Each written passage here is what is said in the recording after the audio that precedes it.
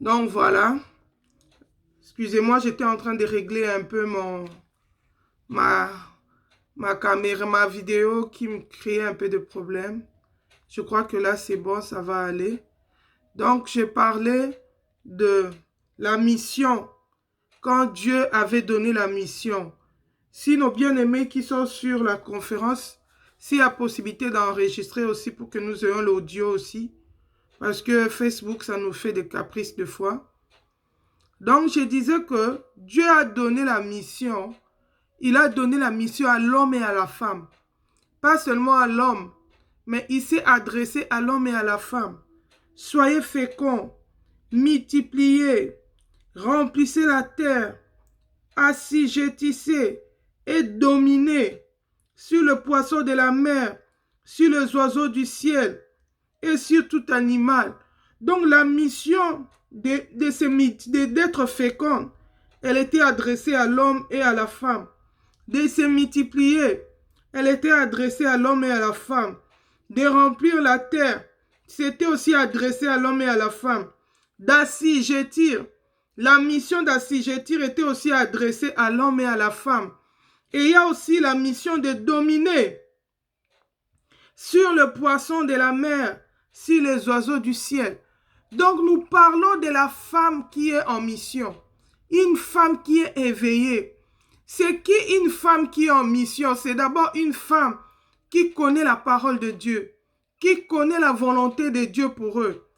Dieu avait donné un ordre, il les a donné une mission à l'homme et à la femme. Il les a dit de multiplier. On ne peut pas accomplir une mission qu'on ne connaît pas. Si on te donne l'ordre de faire quelque chose, il faut d'abord que tu comprennes qu'est-ce qu'on te demande de faire. Si tu saisis ça, c'est comme ça que tu vas bien l'accomplir. Nous disons que la femme est en mission. La femme a un rôle à jouer dès le départ dans le jardin d'Éden. Dieu donne la mission, il ne donne pas seulement à l'homme. Il confie la mission à l'homme et à la femme. Il les bénit. La femme a sa part dans la mission. Je voudrais dire à une femme, ce n'est pas par hasard que tu es sur la terre. Tu n'es pas venu sur la terre seulement pour préparer la nourriture. Mais tu es appelé aussi à servir le Seigneur. Tu as une mission que tu dois accomplir sur la terre des hommes. Si Dieu te laisse en vie, il a un plan merveilleux pour ta vie. Je ne suis pas en train de dire que la femme doit prendre la place de l'homme. Non. L'homme reste l'homme. Il reste le chef.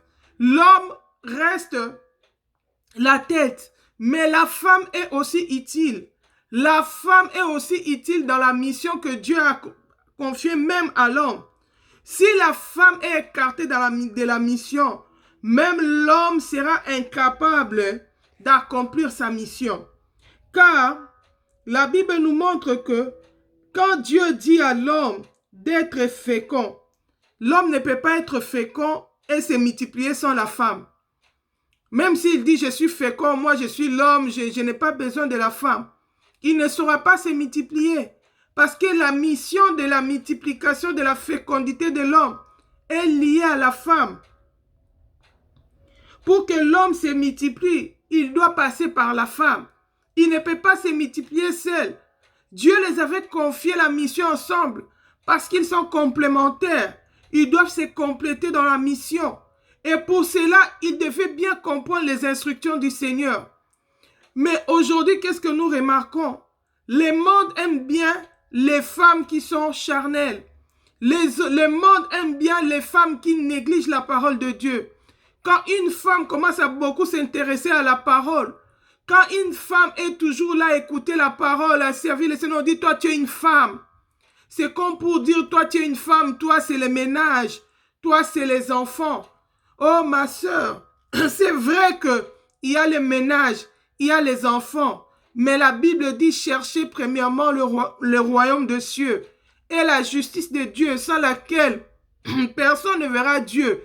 Même si tu es une femme, si tu t'occupes plus du ménage, tu négliges l'œuvre de Dieu, tu ne vas pas hériter le royaume des cieux. Dieu ne va pas dire que je te comprends parce que tu étais une femme, tu avais les enfants, tu avais les maris, c'est pourquoi c'est une excuse pour toi pour ne pas faire l'œuvre de Dieu. Non. La Bible dit, Jésus-Christ a fait de nous un royaume de sacrificateurs. Quand on parle que Jésus-Christ a fait de nous un royaume de sacrificateurs dans la nouvelle alliance, on n'écarte pas les femmes. Et même dans l'ancienne alliance, déjà les femmes servaient le Seigneur. Les femmes accomplissaient la mission ensemble avec les hommes. C'est pourquoi la Bible nous montre, un jour quand Jésus est allé dans la maison de Lazare, son ami, il y avait deux femmes. Il y avait Marie qui cherchait à connaître la parole de Dieu, à saisir la volonté de Dieu pour sa vie.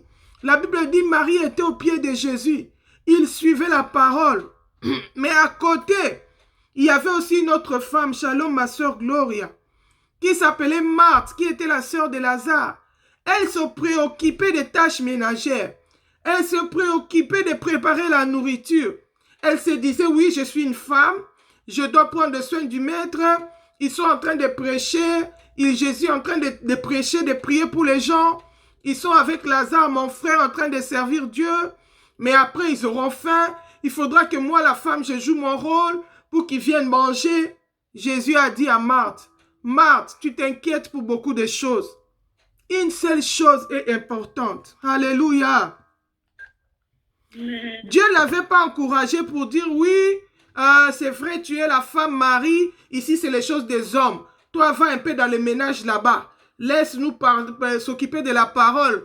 Toi, va s'occuper du ménage. Non. Jésus avait encouragé Marie. Il a dit, Marie a choisi la bonne part. Alléluia. Marie a choisi la bonne part. Il sait que manger, c'est important. Il sait que la nourriture, c'est important. Mais il sait aussi que l'œuvre de Dieu passe avant la nourriture. L'œuvre de Dieu passe avant le ménage. C'est pourquoi la Bible nous montre que la femme avait une mission. Et chaque fois que la femme néglige la parole, chaque fois que la femme néglige les choses spirituelles, elle devient charnelle. Au lieu de bâtir, elle devient une destructrice. Pourtant, la Bible dit, la femme sage bâtit la maison. Shalom, ma soeur Blandine, sois bénie. La femme sage bâtit la maison. Une femme sage, c'est une femme qui craint Dieu. Car la crainte de l'Éternel, c'est le commencement de la sagesse.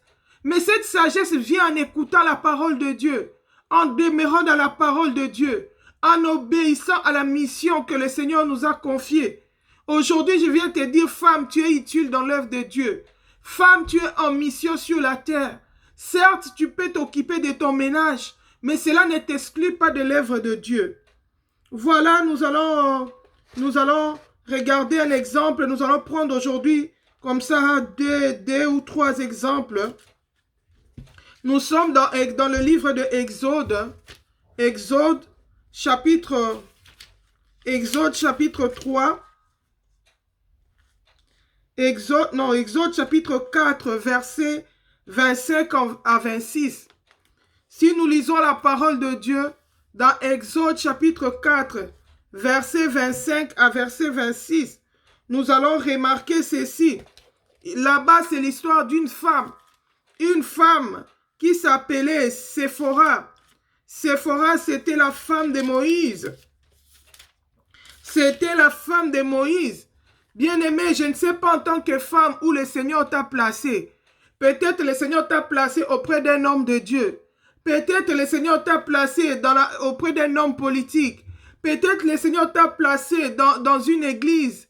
Peut-être le Seigneur t'a placé en tant que servante dans une maison. Partout où le Seigneur t'a placé, tu es utile, tu es en mission. Ne te sous-estime pas. Tu es en mission et la mission la plus noble, c'est d'abord l'œuvre de Dieu. C'est d'abord servir le Seigneur. C'est pourquoi la Bible nous montre même l'exemple de cette servante. Cette fille qui était esclave, qui était servante chez Naaman. Naaman qui était général, mais il était lépreux. Il ne connaissait pas Dieu. C'était un incirconcis. Mais cette fille-là savait que ce n'était pas pour rien que Dieu avait permis qu'elle soit servante dans la maison de Naaman. Elle savait qu'elle était en mission là-bas. Et elle a joué son rôle. Quand les problèmes sont arrivés, la force de Naaman, sa richesse, ne pouvait pas guérir sa lèpre. Mais il y avait une petite fille qui était une servante de Dieu, qui pouvait donner la solution au problème de Naaman, le lépreux. Parce qu'il avait Dieu, c'était un enfant de Dieu. Elle a apporté la bonne nouvelle à Naaman, le lépreux. Il a dit, Naaman, c'est vrai, tu es mon chef, je suis ta servante, mais sur ce point, écoute-moi. J'ai mon rôle à jouer. Je peux apporter le salut dans ta maison. Car la femme sage a le pouvoir de bâtir la maison. C'était une simple servante. Elle ne s'est pas sous-estimée. Aujourd'hui, les femmes se battent pour avoir des titres, se battent pour être considérées. C'est pas ça qui importe. Ce qui importe, c'est de servir le Seigneur. Ce qui importe, c'est de comprendre ta mission. Dieu t'a placé où? Pour quel but? Quel est le talent que Dieu a déposé dans ta vie? Mets-les au service de l'Église. Mets-les au service des frères, de sœurs. Mets ces talents pour l'édification du corps du Christ. Alléluia. Cette servante a dit à Naaman, Naaman le lépreux, il a dit, il y a un prophète en Israël qui est capable de guérir ta lèpre. La Bible dit, dans Psaume, l'Éternel dit une parole et les messagers de la bonne nouvelle sont une grande armée. Alléluia. Shalom ma sœur Anne-Cécile, sois bénie. La Bible dit, l'Éternel dit une parole et les messagers de la bonne nouvelle sont une grande armée. Maman, femme, tu es messagère de la bonne nouvelle. La bonne nouvelle de Jésus-Christ. Tu as une mission sur la terre. Cette fille n'avait pas regardé que je suis une simple servante. Je suis étrangère. On ne va pas m'écouter. Elle a parlé et elle a porté le salut. Elle avait ce que les richesses de Naaman ne pouvaient pas donner. Elle avait ce que le grade de Naaman ne pouvait pas donner. Naaman était grand. Il était riche, général. Elle était une simple servante. Mais elle était utile. Femme, tu es utile dans l'œuvre de Dieu. Je ne te demande pas de prendre la place de l'homme, mais je te demande de jouer ton rôle, d'accomplir ta mission. L'homme a sa mission. Toi aussi, en tant que femme, tu as ta mission. Ici, nous regardons l'exemple dans le Exode que j'ai donné 4, à partir du Exode 4, à partir du verset 25 à 26. Là, nous voyons l'exemple de Séphora. Séphora, c'était une femme auprès d'un grand homme de Dieu. Un grand homme de Dieu comme Moïse. Moïse, ce n'était pas n'importe quel prophète. Si c'était aujourd'hui, peut-être on allait lui donner tous les titres, les big prophètes comme on voit aujourd'hui. Les gens aiment bien des grades. Moïse, c'était un grand prophète. Shalom, ma soeur Jivine, sois bénie. Shalom, ma soeur Margot. Je ne vous avais pas vu. Shalom, ma soeur Irène. Que Dieu te bénisse. Joue toutes les casquettes jusqu'à ce qu'on soit en mesure de vaincre ces réseaux. Nous savons que nous allons bientôt les vaincre. Amen. Alléluia. La Bible dit, Séphora, c'était une simple femme. Elle n'avait même pas de titre. Une simple femme. Femme de Moïse. Moïse, un grand homme de Dieu. Un prophète de Dieu. Mais Séphora connaissait la parole de Dieu. Séphora connaissait sa mission. Il était conscient de la mission que Dieu avait confiée à Moïse. Elle était une femme éveillée. Aujourd'hui, nous parlons de la femme éveillée, la femme qui est en mission. Pourquoi? Parce que nous sommes au temps de la fin. Nous sommes au temps du sommeil spirituel. Nous sommes au temps de l'apostasie. Il y a beaucoup de choses qui sont entrées dans l'église. Il y a beaucoup de perdictions. Il y a le sommeil qui est entré même dans le corps du Christ. Il y a beaucoup de ces choses qui se font maintenant, qui ne sont pas conformes à la parole. Femme, sois éveillée. Ne sois pas naïve comme Ève. Elle n'avait pas bien retenu sa mission. Le diable est venu la séduire. Le diable est venu mentir à Ève. Ève n'était pas éveillée. Le diable est venu les détourner de la mission que Dieu leur avait confiée. Oh non, c'était pas comme ça. Dieu savait que le jour où vous allez manger ça, vos yeux vont s'ouvrir. Vous allez devenir comme des dieux. Ève était une femme naïve. Elle n'était pas éveillée. Le diable l'a détournée de sa mission. C'est pourquoi, femme, autant nous sommes, tu dois connaître la parole de Dieu. Shalom, ma soeur Nadine. Malila, sois bénie. Tu dois connaître la parole de Dieu. Tu dois être éveillé. pour que le diable ne puisse pas te détourner de ta mission, pour que tu ne puisses pas tomber dans les pièges de l'ennemi. Parce qu'il y a un ennemi qui est là, c'est le diable. Le diable n'aime pas que nous puissions servir le Seigneur. C'est pourquoi il nous combat chaque fois. C'est pourquoi il fait tout pour nous empêcher d'accomplir la mission que Dieu nous a donnée. Il l'a fait avec Ève. Ève était distraite. Au lieu de rester avec l'homme pour accomplir la mission, elle était plus occupée à la nourriture, au manger. Et le diable est entré par la nourriture. Il a séduit, il a demandé de manger l'arbre qui était défendu. Et quand elle a laissé son oreille, elle a écouté le diable, elle a été séduite. Parce que la parole de Dieu n'habitait pas abondamment dans Ève. La Bible dit, David dit, je serre ta parole dans les tables de mon cœur pour ne pas pécher. Femme en mission, femme éveillée, connais la parole de Dieu. Serre la parole de Dieu dans ton cœur. Ça va apporter ton salut et le salut des autres. Parce que du reste, la femme, tu es appelée à bâtir. Tu es partout où le Seigneur t'a placé, tu es appelé à bâtir. Si le Seigneur te met dans un foyer, c'est pour que tu apportes le bonheur dans ces foyers-là. Car la Bible dit, celui qui trouve une femme trouve le bonheur.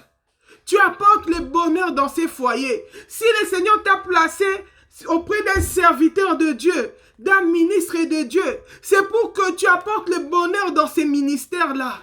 C'est pour que tu apportes le bonheur dans cette église-là. C'est pour que tu travailles pour que l'église, l'œuvre de Dieu soit construite.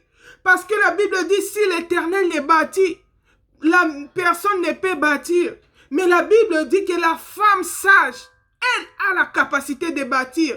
Femme, Dieu t'a doté de capacités. C'est pourquoi le diable veut que tu sois charnel. Que tu sois cette femme, comme la Bible dit. Dans la Bible, il y a des femmes étrangères qui sont là pour séduire les gens. Comme des femmes Jézabel, qui amènent les gens en enfer, qui détournent les gens de leur mission. Nous avons vu Jézabel auprès d'Akab. Akab n'a plus servi l'Éternel. Il a été détourné de sa mission parce qu'il y avait une femme Jézabel à côté d'elle. Jézabel a séduit Akab, il l'a mené dans l'idolâtrie. La Bible nous parle aussi des femmes causeuses, de femmes oisives, de fausses veuves. Alléluia. C'est pourquoi la Bible dit, pour qu'on puisse reconnaître une femme qu'elle est veuve, elle doit dépasser 60 ans. Pourquoi? Parce que les femmes qui sont jeunes, quand ils perdent leur mari, la Bible demande qu'elle aille se marier. Parce que sinon, elles deviennent oisives, elles deviennent causeuses. Elles sont là, elles vont de maison en maison raconter dans la calomnie. Non. Les femmes qui ont la profession de servir Dieu ne se comportent pas comme ça. Oh bien-aimé, tu es en mission. Dieu t'a appelé dans la Bible. La Bible dit, c'est comme ça que se comportaient les femmes qui avaient profession de servir Dieu. Oh, tu es appelé à servir Dieu. Tu as la profession de servir Dieu. L'œuvre de Dieu, ce n'est pas seulement réservé aux hommes. Tu as ta part. Tu as ton rôle à jouer. Alléluia. Ici, c'est grand homme de Dieu. C'est grand Moïse qui va en mission. Il va prêcher, il va libérer Israël. La mission que Dieu avait donnée à Moïse, c'était de délivrer Israël, de les faire sortir de l'Égypte, de l'amener à Canaan. La Bible nous montre que Moïse partait en mission. Mais il y avait quelque chose que Moïse avait négligé, qui était très important. C'était la circoncision de son fils. Or, la Bible dit, le Seigneur avait dit que toute personne qui n'est pas circoncis devait être retranchée de la famille des enfants de Dieu. Donc là où il n'y avait pas la circoncision, ça attirait la mort. Ça attirait l'esprit de mort. Alléluia. Moïse, c'est grand Moïse qui a reçu la mission. Mais il y avait Séphora, la femme, la maîtresse de la maison, qui maîtrisait la pensée de Dieu pour eux, qui avait bien compris la mission que Dieu avait donnée à Moïse. C'est pourquoi aujourd'hui, beaucoup d'hommes de Dieu, ils font beaucoup d'erreurs. Nous avons constaté au fil de temps, beaucoup de serviteurs de Dieu, il va prendre le temps de former les sœurs qui viennent dans les églises, mais il néglige sa propre femme. Il néglige ses enfants. Et le diable, s'il veut venir t'attaquer, il va entrer seulement par cette femme-là pour te détruire. Pourquoi? Parce qu'elle est charnelle, parce que tu ne la formes pas. Tu as la compassion des âmes pour d'autres femmes, pour les sœurs qui viennent à l'église. Tu les formes, tu pries pour eux, mais tu ne prends pas le temps de former ta femme. Il y a un enseignement que le pasteur Bienvenu prêche que j'aime beaucoup. Il dit, prends ta femme. Quand le Seigneur t'envoie en mission, prends ta femme, ne néglige pas. Si tu la négliges, si tu la communiques pas bien, la mission que le Seigneur t'a donnée, le diable va entrer par elle pour détruire cette mission. Nous avons vu l'exemple de Ève. Dieu les avait donné la mission, mais elle n'a pas bien maîtrisé. Même la mission d'Adam a été détruite. La mort est entrée dans l'humanité tout entière. Mais ici, nous voyons l'exemple de Séphora. Bien-aimé, quand Dieu avait visité Moïse dans le buisson ardent, Séphora n'était pas là. Séphora n'était pas là. Moïse était tout seul. Hein? Quand Dieu l'avait confié la mission dans la visitation de la buisson ardente, Séphora n'était pas là. Mais Séphora, c'était une femme de révélation. Séphora, ça montre qu'il y avait communication entre Moïse et Séphora. Ça montre qu'ils avaient une complicité, qu'ils avaient un même langage, qu'ils avaient une même vision de Dieu. Oh bien-aimé, femme à mission. Tu peux être serviteur de Dieu. Tu peux être, je ne sais où Dieu t'a placé. Ta femme est utile. La femme que Dieu a mise aux côtés de toi est utile pour la réussite de la mission que Dieu t'a confiée. Ici, Moïse, il avait peut-être bien parlé avec Séphora. Quand il a oublié de circoncire l'enfant, la Bible dit en cours de route, je vais lire. Pendant le voyage, en un lieu où Moïse passa la nuit, l'Éternel l'attaqua et voulut le faire mourir. Séphora prit une pierre aiguë, coupa les prépuces de son fils et les jeta aux pieds de Moïse en disant, « Tu es pour moi un époux de sang. » Et l'Éternel les laissa. C'est alors qu'elle dit, « Époux de sang » à cause de la circoncision. Bien-aimé, regarde une femme qui est éveillée. Elle voit la mort entrer dans sa maison. Il dit, mais cet homme que Dieu m'avait donné, ces prophéties que Dieu nous avait données, ces grandes promesses que Dieu nous avait faites, Dieu nous avait donné la mission d'aller délivrer Israël. Nous ne sommes même pas encore arrivés. Nous sommes seulement en cours de route. La mort est entrée. D'où vient cette mort? Alléluia. Quelle est la porte d'entrée de cette mort? Pourquoi l'Éternel est en colère encore contre nous? Où avons-nous péché? C'était une femme éveillée. Alléluia. Femme, tu dois être éveillée. Tu es en mission. Ta mission, c'est pour que tu dois contribuer pour le salut de ton mari. Tu dois travailler pour le salut de tes enfants. Tu dois travailler pour le salut de frères et de sœurs. Tu dois travailler pour l'avancement de l'œuvre de Dieu. Tu es utile dans tous les domaines. Alléluia. Séphora a compris que nous avons péché quelque part. Qu'est-ce que nous avons fait? Maman, tu remarques qu'il y a des combats dans ta famille. Tu remarques des choses que tu ne maîtrises pas. Lève-toi dans la prière. Sois éveillé. Ne sois pas là seulement à subir. Ah, c'est les hommes qui prient, c'est lui le pasteur de la maison. Moi, c'est la femme. Non. Ici, c'est un grand homme de Dieu, Moïse. Mais il a manqué la révélation. Séphora était éveillé, il a compris. Non, il s'agit de la circoncision. Nous avons péché contre le Seigneur. Excusez-moi. Nous avons fait entrer l'interdit. Il y a un enfant qui n'est pas circoncis dans cette maison. C'est pourquoi l'Éternel est en colère contre nous. Séphora circoncis l'enfant. Et Dieu a lâché Moïse. La mort est sortie de sa maison. Femme, sois éveillée. Femme, tu es en mission. Si le Seigneur te donne des enfants, ça veut dire qu'il te donne la mission de travailler pour le salut de ces enfants-là. Si le Seigneur te donne un mari, quels que soient ses titres, ses grades, tu as une responsabilité pour la réussite de la mission que Dieu a confiée à ses maris. Oh bien-aimé, ici, si Séphora n'avait pas agi, Moïse allait mourir. Dieu allait les tuer. La mission n'allait plus s'accomplir. Les promesses que Dieu avait faites allaient s'envoler.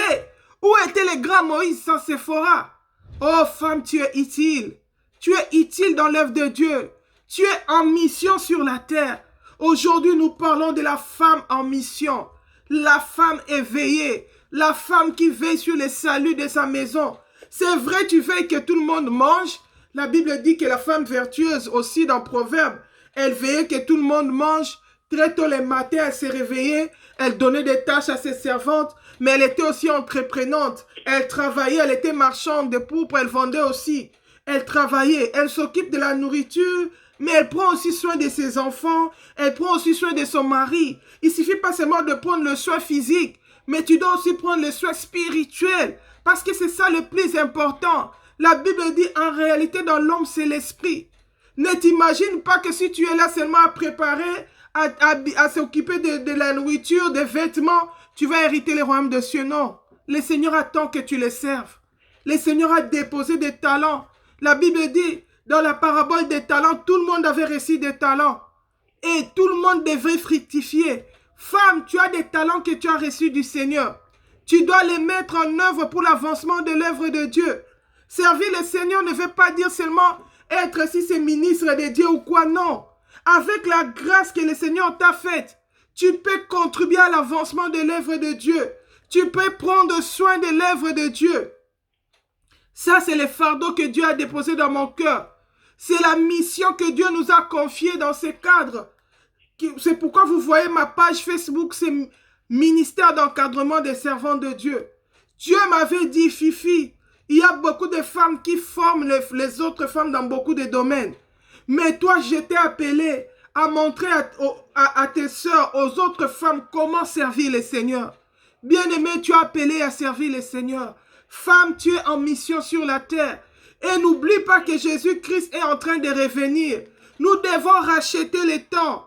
Ne sois pas dans la distraction. Ne gaspille pas le temps. Tu n'es pas là seulement pour parler des vêtements. Tu n'es pas là seulement pour parler des sacs à main. Tu n'es pas là seulement pour parler de coiffure. Quitte un peu cette banalité-là. Monte. Affectionne-toi aux choses du ciel. La Bible dit affectionnez-vous aux choses du ciel.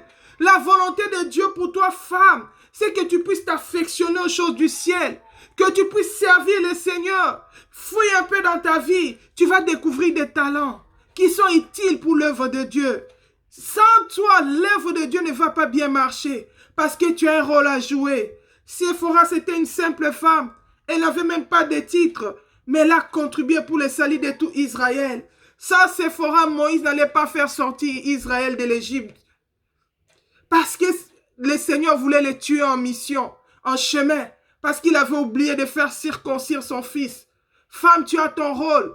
C'est pourquoi même quand Jésus était venu, si tu regardes dans l'équipe de Jésus-Christ, quand il allait en mission, Shalom, maman Eve, sois bénie, il partait aussi avec les femmes. La Bible nous montre dans le livre de Luc, Luc chapitre 8, versets 1 à 3. La Bible dit que quand Jésus allait évangéliser, quand il allait faire l'œuvre de Dieu, il n'allait pas seul. La Bible dit qu'il était accompagné des femmes. Les femmes jouaient aussi leur rôle dans la mission de Jésus. Alléluia. Amen. La Bible dit ensuite Jésus allait de ville en ville et de village en village, prêchant et annonçant la bonne nouvelle. Alléluia. Amen. La Bible dit la bonne nouvelle du royaume de Dieu.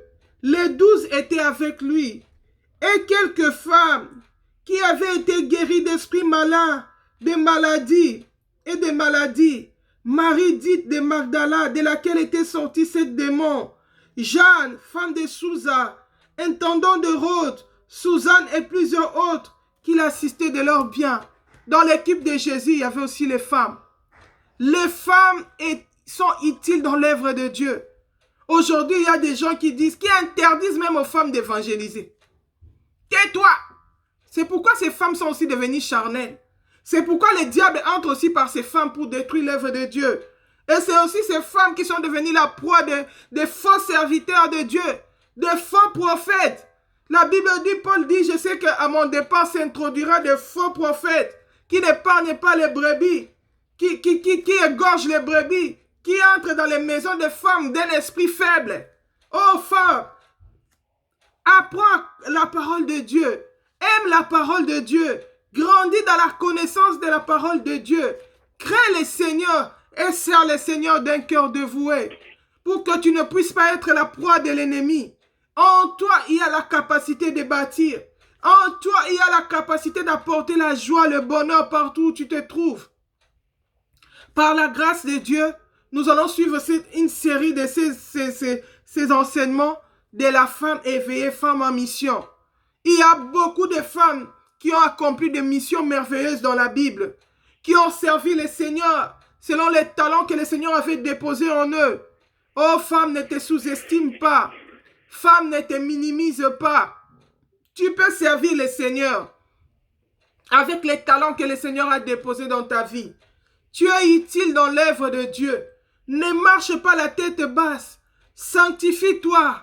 La Bible dit, dans une maison, il n'y a pas seulement que des vases d'un usage vil, mais il y a aussi des vases d'un usage précieux. Si la vase se conserve pure, elle sera d'un usage précieux. Femme, conserve-toi pure pour le Seigneur, pour que tu sois utile pour l'œuvre de Dieu, pour que tu sois utile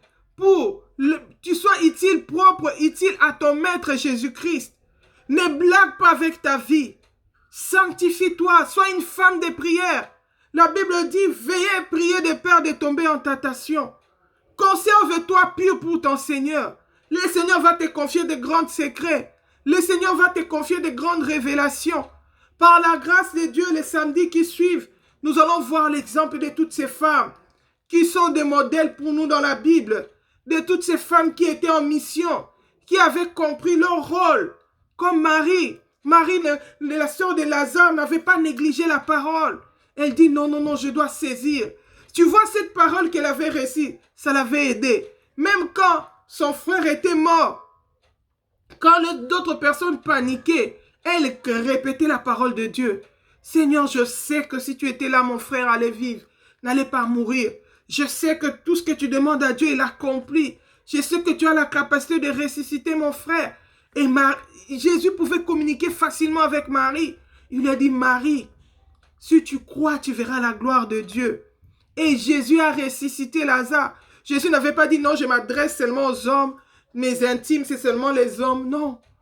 Si tu t'approches du Seigneur, le Seigneur t'approchera de toi. Le Seigneur ne fait exception de personne. Il ne fait exception de personne. La femme n'est pas là pour être charnelle. La femme n'est pas là pour les futilités, les choses du monde. Elle peut aussi être spirituelle. Elle peut aussi édifier. Elle peut aussi apporter le bonheur. Elle peut construire. Elle peut apporter le salut. La Bible dit, l'Éternel dit une parole. Et les messagers de la bonne nouvelle sont une grande armée. Voilà, c'est le message que nous avons voulu partager aujourd'hui. Nous préférons faire des messages un peu courts pour que nous ayons la facilité de les télécharger sur YouTube. Mais nous allons faire beaucoup de prédications. C'est une série de prédications, d'enseignements que nous allons commencer sur la femme éveillée, la femme en mission. Je sais que le Seigneur ne manquera pas de te bénir. Tu vas peut-être découvrir les talents que Dieu a déposés en toi. Tu vas peut-être découvrir la manière de servir Dieu. Peut-être toi, tu croyais servir Dieu, c'était seulement être pasteur, être apôtre. Non, tu peux servir Dieu. Séphora a servi Dieu. Il a sauvé tout Israël de l'Égypte.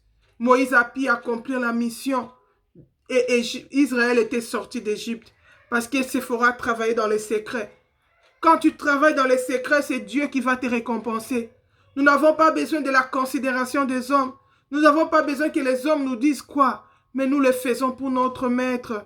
Nous le faisons par obéissance à Christ. Parce que nous l'aimons. Nous voulons le servir. Parce qu'il nous a dit que nous sommes utiles dans son œuvre. Jésus travaillait avec les femmes. Et par la grâce de Dieu, au courant de ces enseignements, nous allons découvrir beaucoup de femmes qui ont joué des rôles merveilleux, qui ont contribué à l'avancement de l'œuvre de Dieu. Voilà pour aujourd'hui, nous allons nous arrêter là. Que le Seigneur bénisse cette parole. Que le Seigneur, au travers de cette parole, réveille une femme, relève l'estime d'une femme.